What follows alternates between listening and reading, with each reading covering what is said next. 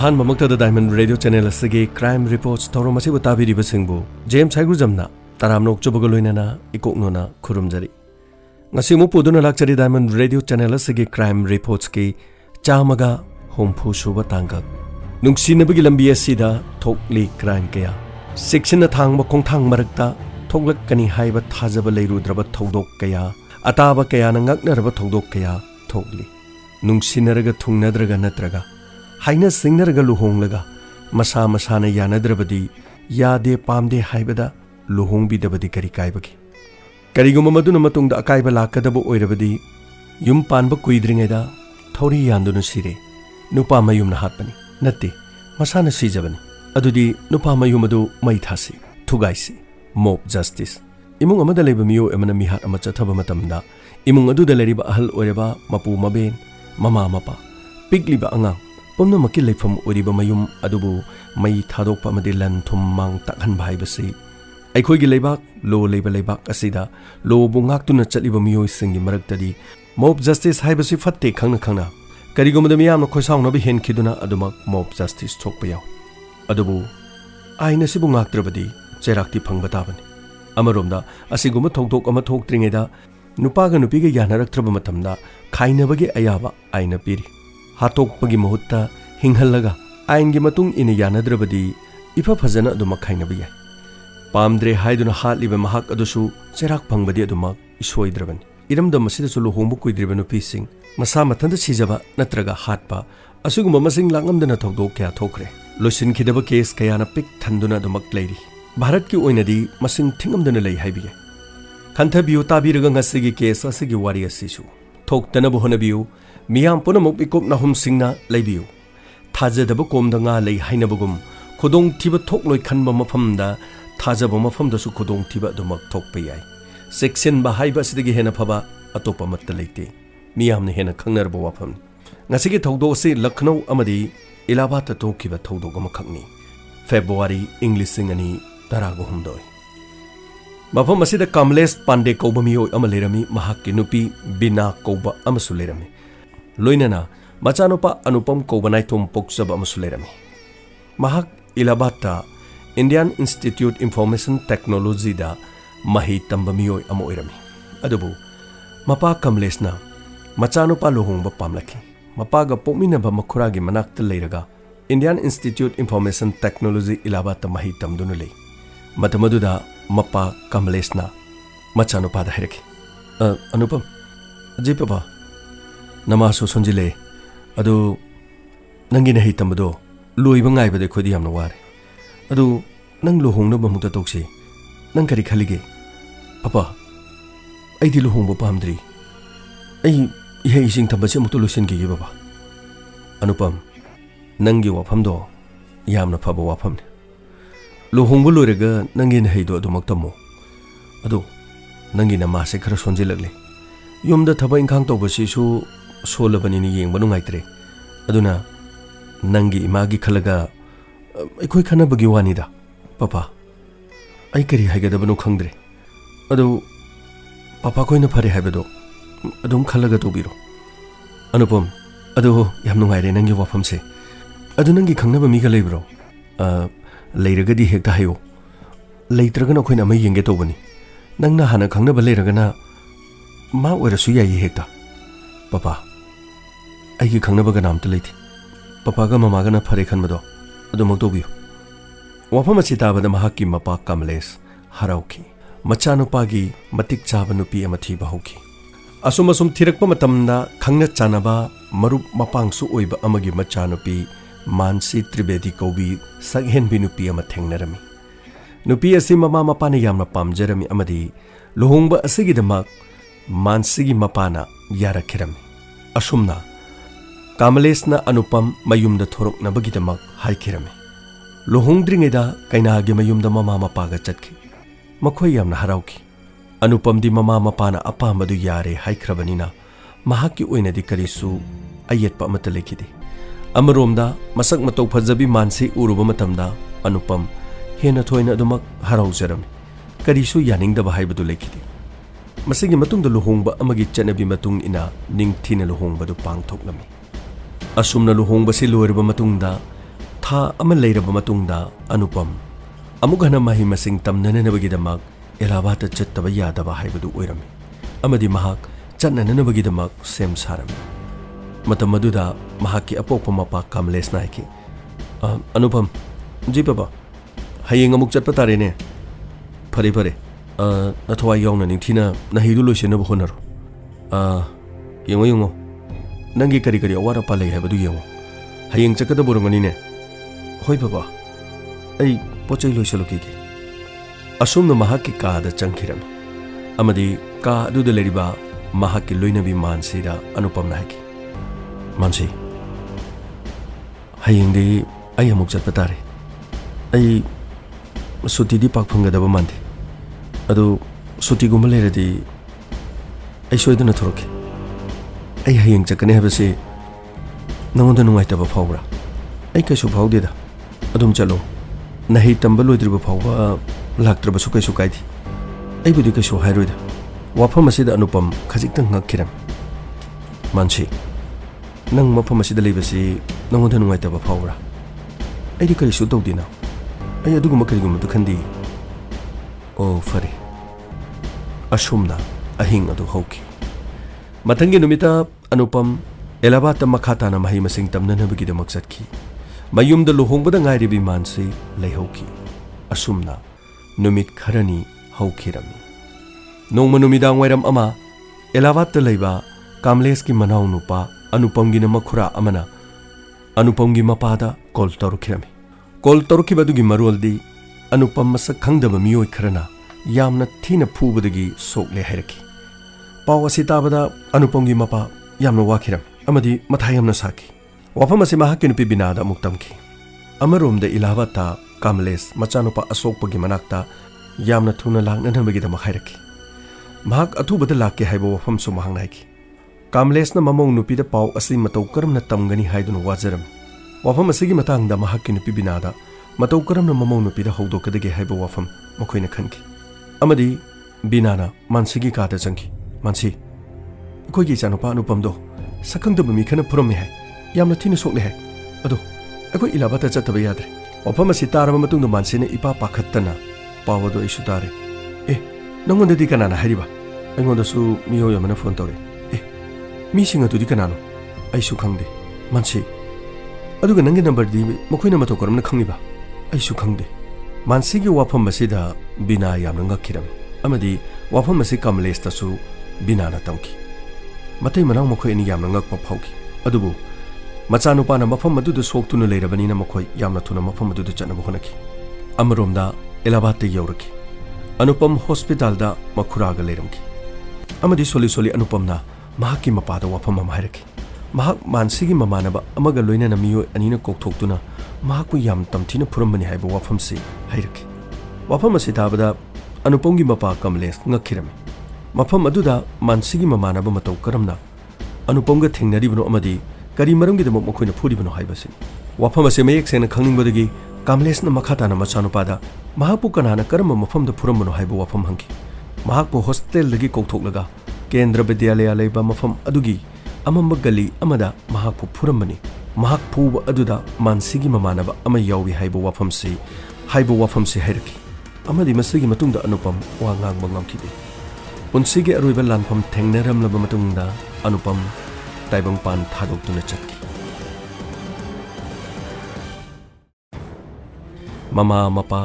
Kamlesh amadi bina thamoi kaina kapsaki amatta pokchaba macha luhongmada ngairiba Allahabad ta leiduna mahi masing tamliba miyoi amabu mamong nupiga khangnaba miyoi ama yauna kokthoklaga phuramlaga halamle haiba wafam masida makhoi hainingai leitana waram asiba hakchang postmortem toruba matungda puraki adubu luhongba tha ama khakta ngairibi mansi Anupam gi asiba hakchang ubada mamittagi mapi tabadi ngamki mama mapana angakpa poki machanupa gi misi asigi matangda Anupam gi mama mapana omduna leiba wafam khra police ta haiduk lage haiduna makoina khanki amadi police station da chattuna mama mapana wafam khara phongdoki madudi machanupana Allahabad ta larik tam chatkhrabasu mamong nupina ka dugi manungdagi mapan thukte mobile phone ama paiduna atoppa nupa amaga wari sanaba ka manungda mobile video namlaga dance tawba asigumba video namba atoppa nupago wari sanaba yamna toina thingnaki haribo wafam sing ase police tamlame kamlesh na haiki inspector aigi chanupa anuponggi misi se yamna ningthijana mukta thibi aikoina khangjaba khrasule haujikti khoi yamna chingnare isanupa se kokthokloga phurga halamani masi khakta natana isanupa ne ilabat leiraga aigi monu pini yumda toriba mo mato siga aikoina chingnaba yamna leiri adudi nakoina khangbudu kari no khoida phajana ningthina hayune inspector imong nupi se akoina pamdu no lorubani saghen bini ichana su yamna pami adubu lohongba lurega pratap haiba nupa amaga yamna tattana mahak wari sana bahuraki akoina khanbada mapamgi mabung mopa natraga mamanabu iramgadra haiduna khanmani pung kaya kaya mahakki ka adudu wari sana duna leki mamai thangda mahakki matawase chingnarakpadi aigi nupi binana mahana sanariba wari adu phone da record tawduna mana sanaba wafam sing adu karino haibadu aikoina tak wari sing adu taba matamda aikoi tu chungki inspector adudi paudu no khoina chanu pada tamdro inspector madu chanu pada tamlabadi mahaki mahi masing di kamdogani aikoina namduni chadu luhongkhibani aikoina pamna khanba imu uduna tokthorliba thabagado ichagi mangda aikoina tambangam gi pangal lekheti aduga inspector numit adugi thawdo udu thokpa matamda mangonda paw ase tamge haiduna tawba matamda miyoi amana mangonda phone tawre mahak paw ase hana khangle haiduna karimta thawa sadana leram aikoina di mataw karamna mangonda tamsige haiduna aikoina waduna leiringai matamda mahakna di paw se khudigi hana khangam yamna fare adu nakoina monu pina topa nupang wari sane habadu nakoina record tawi haidene record to khoyamda tage inspector sida leizare mahakki kada aigi nupi binana phone ase tumina thamduna mahanu wari sanabado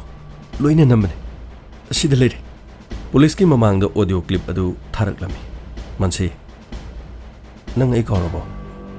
prata ai nang kamai kawdun iko khuding nang khaktane ina ningsing lise mansi nang neibu thadok tuna satkhriba karigino hayo karigino nang neibu thadok tuna satkhriba maram su karigino prata nang neibu waragono ima baba na khudakta matam lepsing khibadu de gai upai lekhidabani ai nangu nungsi ai nangu ka hungam loi mansi ai shu nangbu ka hungam nangbu yamna nungsi nang yum pangira yum palore madu ingonda karimta thoidokte ai nangi demukta sibang agani aina pamadi nang na ibu punchi chupagi nungsibi adu khatadu audio clip matek adu taraba matungda police na mu hairaki si kaktoro no koina sakhi oina leri se ate kari paulege inspector machine tabakya su leri isana pagi aruiba mikupta mahangna hairamba wahida mansigi mamanaba ama hostel dagi mahakpu kokthokuna kendra vidyalay leba madugi gali amada mahakpu kokthokuna puramane haiba wafam se hairaki akoina chingnariba se mahakpu kokthokuna phubu matamda mansigi mamanaba ma yawi haiba sidani adubu ichanupana makhatana koida paudi tambangam khitri magi aroiba haibado oikri sab aigi monu pese pharaga soidena thokani mahakpu pharaga machin hanglabadi asengbaje soidena khangani inspector ngaikho madu khoi gi thongni adu sinataba topa audio clip lei daine amukta tagi inspector sida leizare mansi ai nangbu mapung phana uningi nang naibu wala roidra prata nang ai chahi mari leiraklaba natra nang na haibada aina dumak yaduna leikraba natro nang loina kawro bro mansi nungsiba haibasibu loiba naibrani adu nang ngarang di tharaktrena prata nungtigi natra aina nongoda video tharise adu ngarang do akhoi gi inbox se aibo dum sena duna le mark se khara chingnaba male adu aina video do namba pharak ta badagi thaki tabani adu ngasi di aina ngasaina bathroom da changaga namabani adu hore no midang waram tharagi nang shauron masigi matung da police na audio clip adu muthat kirami masigi matung da police na khangki madudi mansi mahake hanagi nungsirak panupa amaga makhatana mari leinaba miyoi amani haina pratap ko wari sanaba madi mafi thongdaba video namlaga hanaga mari leinaramba nupa amada thaba ngamliba asinadi tha amatang ngairiba luhongba kuidriba Anupambu Pratapna hatpa soidana oigani haiba wafam ase khanki masigi makha tarakpada Mansi police na fakirami Mansi bu phaduna police na puthorpa matamda makubok kamles na haiki Mansi karigina nang khoi gi chabu nang na halan magi maram se karigina ekhoina nang bu haiba lakpa matamda nangi apokpada nangi nungsinaba lei nang luhong basi yaba ngamloi haibadi kari kai nang na madu khatang hairam labadi nang bo ekhoini imau ina lorom loi nang ni chanu pa pam dra basu yumchi thadolaga nang na nangi na pam da chatkiba yaina adu orabadi ngasi chanu pa ga khoga khainari basi khainaram loi daban taseng na isa do luhong ba pam khidabani sak phajabi nangi thamoi gi manung da phumlam liba thang adudi ichana khangbang ngam khidri ekhoina ngasi khanglak pami ko basi dadi ekhoigi thawai oriba amatta pokcha baisa ekhoidagi sena khaina dona pukri nang yamna phattabani inspector mahabu matik chaba cherak pibiu aigi chanopana soktuna sikhibido madudagi hena mahaki masaje matu tara thokna kaklabasu aina icha sikhibagi lamando aina khumba pelo adubu aina di kedongaida aduguma cherak to piraklo hebadi khang yari ba makha inspector khwai diki kanba cherak mama mapa gi matha nung gi machabu munduna halan mungambi nupi ase mongona matik chapa cherak to pibiu inspector asumna police na Mansi pukirami masigi makha tarakpada Mansi police na machin hangki machin hangba matamda police na khalamba dumak loina chungki Pratap Sharma Mansi Trivedi chahi mari leina raklaba mioi Pratap masak matau phajaba mioi amani Mansi su masak matau phajabi nupi amani adubu mama mapana Mansi gi masagi ayaba yauduna Anupamda luhongki luhongba tha ama phabaga Anupam lairik makha tamba chatki Naitom leibagi tanjada Pratap ka pau phaunaki asumna toina pau phaunarakpadagi mane makuna su jingnaba horaki pau asi Anupam yaurabadi pharoi khanduna Anupam hana loisinanabagi damak khonaki thabak asigi plan punamak Pratap kini haiba asi Mansi gi machindagi phongdoraki asumna Mansi police na phakre haiba pau tabadagi Pratap su police ta surrender torki amadi police na wahanki nangdi mi luhongduna leikraba mi amada karigino nangna migi nupi di gelidubo nupi mo leitrabo hoi nakoi hana nungsinarami adubu mayum pan khredana nangna migi mayum su thugai badana tana migi amata pokchaba macha mahi tamlibudu su nangna hatoi sir ai Mansibu aigi oiba phangodi adubu mahak long khraba matungda ibani nongna mong pau phaunaraki maduna maramuraga makhoi gi mane makuna tamna khangba horaki Machanopa Anupam khanglabadi aigi su loina mok plan se soiba tare haiduna magi mahi tampam hostel la ichatki Mansi gi marupni haiduna khangnaki madu natrabadi aigi upai lekidi amadi mahakbu nongma koktholaga mahakbu namduna phukibani adubu marai bok phabadigi mahak sining site hingoki maduna maramuraga mahangna siramdagi mikup aduda Mansi gi ming palaki maramasina plan ase fail urakibani inspector Pratap nangna Mansi pamlabadi Anupam khaina halaga Mansi ga nangga leminabi yaini madu aina ayaba pini mi hat pa yaudana dumak tawba yai hariba punsi khongloi amabu wana yaningdana Mansi na khanglibado nangna Mansi bu tasengna nungsiba nati nangna sage aningba apamba phangnana nabagi damak aronba thabak adu chathabani nangna Mansi bu nungsirabadi Mansi khaina hanbi yaini Anupam hatpagi mathau tadi adubu plan punamase Anupam khanglagadi nang fail oragani nangsu ijat mangani masigi damakta nangna punamase khangdanamagi honaba matamda aranba macha tawbadagi macha punselaglaga achoba crime ama oibani hauji kari oiba tare migi imungi amata pokjaba macha nupa imung adugi lamjing maira oigadabadu hauji ki maibul nang amadi Mansina tawruba aranba thabagaduna ngasidi na punchi chupa jail de leiba tabani masini ngasigi case ase Diamond Radio na pujarakpa chamaga humbu suba tangkak afaba sing loksin biu fattaba sing nakhanda thambiu mathangda case ama puduna laksage atonba sing bunung sibiu laira bobu mateng pangbiu mi bunung siba tambiu mi gi mangna basinbigan mi gi thamoi nana na basu ngangbigan sanalai pag iramdam kanglai pakna yai fare ꯇꯥꯕꯤꯔꯤꯕꯁꯤꯡꯕꯨ ꯖꯦꯝꯁ ꯁꯩꯒꯨꯔꯖꯝꯅ ꯑꯃꯨꯛꯀ ꯍꯟꯅ ꯈꯨꯔꯨꯝꯖꯔꯤ